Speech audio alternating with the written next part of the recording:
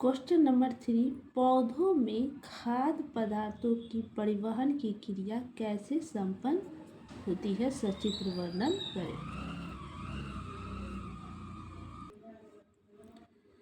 पौधों में भोजन एवं अन्य पदार्थों का परिवहन।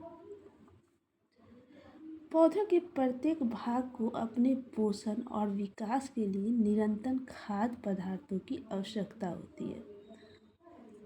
मतलब जितने भी पेड़ पौधे उसके जो प्रत्येक भाग हैं, पत्ती है, टहनी है, जड़ है, तना है, उनके पोषण के लिए, उनके विकास के लिए और विकास के लिए उनकी आवश्यकता जो होती है जल, खाद, वो उनका पोषण है। और वो जो छोटे से बड़े होते हैं, पतले से मोटे होते हैं, वो विकास है। इसके लिए इनको निरंतर खाद्य पदार्थ जैसे पेड़ पौधों को सोडियम, कैल्शियम, मैग्नीशियम, धरती से जल, लवण, ये सब जो है इनके खाद्य पदार्थ है, इसकी आवश्यकता होती है।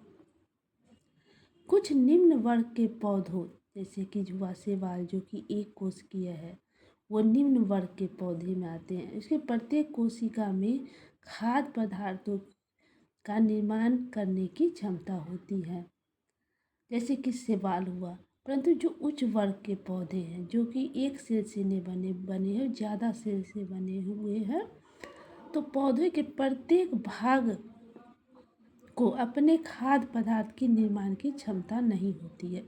मतलब उसकी जो आवश्यकता है, पेड़ पौधों की जो भी आवश्यकता है वो मिट्टी से लेता है, वह खुद उसका उत्पन्न नहीं कर सकता है, वो मिट्टी के द्वारा खाद्य पदार्थ लेता है। निर्माण की क्षमता नहीं होती है, जैसे जड़, पुराने तने आदि। इन वर्गों के पौधों की पत्तियां तथा तरुण तने ही भोजन निर्माण कर सकते हैं। इसलिए खाद्य पदार्थ को ऐसे स्थान से जहां उनका निर्माण होता है, मतलब प्रकाश संश्लेषण जब होती है तो वो कौन करता है, वो पत्ती करती है। और वो पत्ती से जो भोजन का निर्माण करता है, वो भोजन का जो निर्माण करता है वो कहाँ से देता है, तो वो भोजन का निर्माण करके पूरे वृक्ष में को जहाँ जहाँ इसकी आवश्यकता होती है उस भोजन का स्थानांतरण, मतलब एक जगह से दूसरी जगह भेजने को स्थानांतरण करते हैं।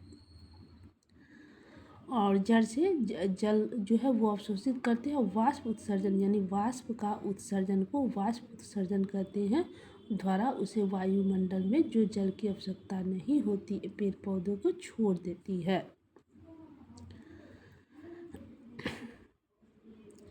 इसलिए खाद्य पदार्थ को ऐसे स्थानों से जहां उनका निर्माण होता है या वे संचित रहते हैं, मतलब कि भोजन का वह निर्माण किया जो स्टार्च के रूप में करता है और एक जगह संचित यानी एक जगह जमा रखता है, जैसे आलू का कण। दूसरे भागों में जहां उनका निर्माण नहीं होता है स्थानांतरण जरूरी है। मतलब जो भाग प्रकाश संश्लेषण नहीं कर पाता है और उसे आवश्यकता है भोजन के, तो स्थानांतरण यानी एक स्थान से दूसरे स्थान में जाना स्थानांतरण होते जरूरी है। पौधे के एक भाग से दूसरे भाग में खाद्य पदार्थ के जल्ले घोल के आने जाने को खाद्य पदार्थ का स्थानांतरण कहते हैं। मतलब पौधे का एक भाग जो है, मान लीजिए पत्ती है, से दूसरे भाग मान लीजिए जड़ तक खाद्य पदार्थ का जल घोल का आने जाने को खाद्य पदार्थ का स्थानांतरण, मतलब एक जगह से एक स्थान से दूसरे स्थान में जाना स्थानांतरण कहलाता है।